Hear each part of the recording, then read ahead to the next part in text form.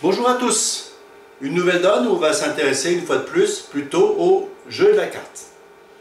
Alors je vous présente cette donne là, donc Nord et donneur, 4 et 3, 7 et 7, 14, 15, 16, 17, 18 H, 19 HL en tenant compte de cette belle couleur 5e, 19 HL, une main régulière bien trop belle pour être ouverte de 1 sans atout. Donc on va ouvrir de la meilleure mineure en l'occurrence, un carreau. Un carreau.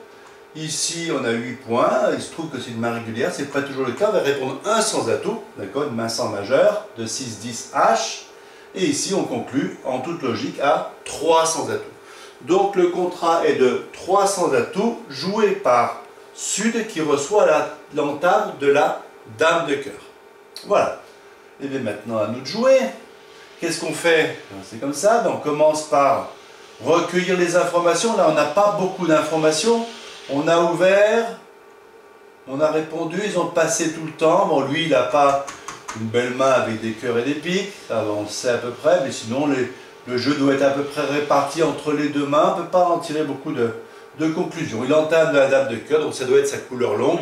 Il a dame, valet, 10 de cœur, ou éventuellement dame, valet et 9 de cœur dans une séquence brisée. Bien. Alors, comme toujours, on commence par faire le point. Le point, c'est l'inventaire couleur par couleur de nos levées. Alors, on y va. À pique, à cœur, à carreau et à trèfle, on a combien de levées certaines? Eh bien, par à pique, 0 levée certaine. À cœur, là, c'est le roi, 2 levées certaines. À carreau, l'as.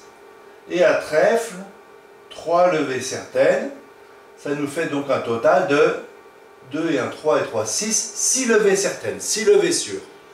Alors on va regarder couleur par couleur, où est-ce qu'on pourrait en trouver. À pique, c'est plutôt mal barré, on va dire. À cœur, on a nos 2 levées, aucune possibilité d'en faire d'autres. À carreau, très intéressant à carreau. À carreau, on pourrait faire au moins 3 levées de plus lorsque le roi de carreau sera tombé. 3 voire 4 levées de plus selon les cas. Et puis à trèfle, on a un petit espoir de faire plus de levées, de faire en l'occurrence des levées de longueur. Si les trèfles sont répartis par exemple 3-3, on pourrait faire des levées de longueur à trèfle aussi. Voilà, mais visiblement la couleur qui est la plus prometteuse, la plus intéressante pour notre camp, c'est bien la couleur des carreaux. Donc on va s'intéresser à la couleur des carreaux. Alors, a priori, donc on a dit 6 levées certaines plus 3 sûres, hein, quand le roi sera tombé, par exemple, prenant la dame, on va bien réussir à faire au total 6 plus 3, 9 levées. Tout va bien. Attention, quand tout va bien au bridge, soyons pessimistes. Regardons ce qui peut nous arriver de mauvaises nouvelles. A l'inverse, quand la situation est tendue, soyons plutôt optimistes, faisons des hypothèses de nécessité, on espère que ça va marcher, et donc on va agir en conséquence. Dans l'occurrence, on va plutôt être inquiet ou pessimiste, inquiet. Qu'est-ce qui pourrait nous arriver de moche? On peut regarder ça, on va regarder. D'accord? Je prends l'entame en main, ce qui semble à peu près logique, puisqu'on peut avoir envie de faire l'impasse carreau. Je prends l'entame de l'as. D'accord? Et je joue carreau tout de suite. Je prends le carreau tout de suite. Ici on fournit, je mets la dame. Et maintenant, supposons qu'ici on mette le roi. On met le roi ici, d'accord, on met le roi ici, qu'est-ce qu'on revient? On revient cœur. On revient cœur, je laisse passer éventuellement, ça ne change pas grand-chose, vous allez voir. Je mets mon roi de cœur, tout va bien, j'ai donc fait 2 levées à cœur. Maintenant, j'ai bien mes 4 levées à carreau dont j'ai besoin, les 3 levées à trèfle. Est-ce que vous êtes sûr qu'on fait 3 levées à trèfle maintenant? J'ai pas l'impression. Qu'est-ce qui nous arrive? On a un problème de communication. On peut bien effectivement tirer nos caromètres, tirer as roi de trèfle, ça a fait 8 levées. Mais comment est-ce que je fais pour rentrer en main dame de trèfle? J'ai plus moyen puisque mon as de cœur a sauté.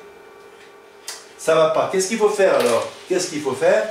Eh bien, il va falloir anticiper cette histoire-là. D'accord? Anticiper cette histoire-là en jouant, en prenant l'entame cœur. Je prends l'entame à cœur pour garder la reprise de l'as de cœur pour encaisser ma dame de trèfle. Et tout de suite, je joue carreau. Si je joue l'as de carreau, est-ce que ça marche? L'as de carreau, l'adversaire va laisser faire. Une fois, 2 fois. Au 3e tour de carreau, je pourrais peut-être reprendre la main, mais après, je serai coincé. Donc le mieux c'est de jouer dame de carreau maintenant. Dame de carreau, lui qu'importe fait son roi de carreau, d'accord?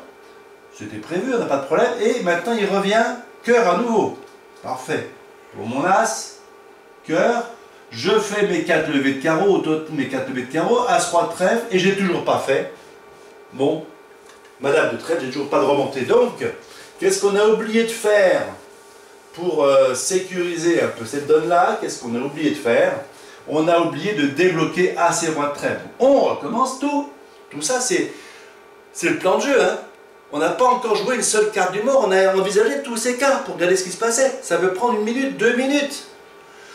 Je me rappelle, dans un vieux bridger, il y avait un déclarant qui avait joué la première carte du mort au bout d'une demi-heure d'un match. Alors effectivement, si vous faites ça en tournoi par paire, vos adversaires ne vont pas apprécier, mais c'est simplement pour vous expliquer que c'est bien au moment où le mort s'étale qu'il faut que je réfléchisse à toutes ces histoires. Alors, c'est compliqué, on n'a pas beaucoup de temps, on a la pression, les adversaires nous disent « réveillez-vous », j'appelle l'arbitre, etc., etc. Mais faites l'effort de réfléchir à ce moment-là. Donc j'ai réfléchi, j'ai pris l'entame cœur, j'ai mis un petit, je débloque as et roi de trèfle, pour 2 petits trèfles, et maintenant je peux jouer dame de carreau.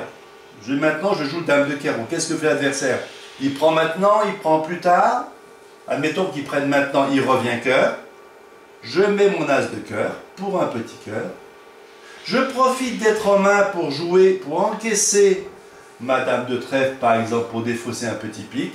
Et je peux remonter au mort, faire ma 6e, 7e, 8e et 9e levée. J'ai gagné mon contrat de 300 atouts.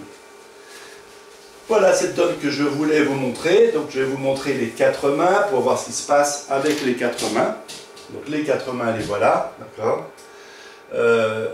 On a donc tiré as-roi de trèfle au bon moment. On avait pris l'entame du roi de cœur.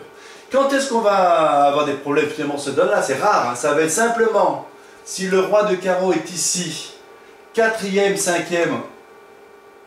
Là, je peux être gêné.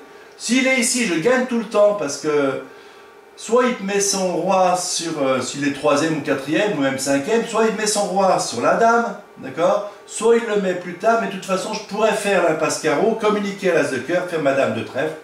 Je serais sûr de faire mes 9 levées. En résumé, une bonne gestion des communications, c'est la base d'un coup bien joué. Les communications, ça veut dire quelle main, à quel moment on prend, à quel moment je monte au mort, à quel moment je rentre en main. C'est grâce à ça qu'on va savoir ce qui se passe. Et ensuite, sur cette donne-là en particulier, mais assez souvent c'est le cas, c'est la première carte que je fournis à la première levée qui va être bien jouée ou mal jouée et qui va avoir ici un impact direct sur le résultat. Sur cette donne-là, si vous ne mettez pas le roi de cœur à l'entame, vous risquez de chuter 300 atouts. Si vous mettez le roi de cœur à l'entame, vous êtes sûr de gagner 300 atouts. Voilà, j'espère que cette donne vous a intéressé et je vous en proposerai bien sûr d'autres. À bientôt.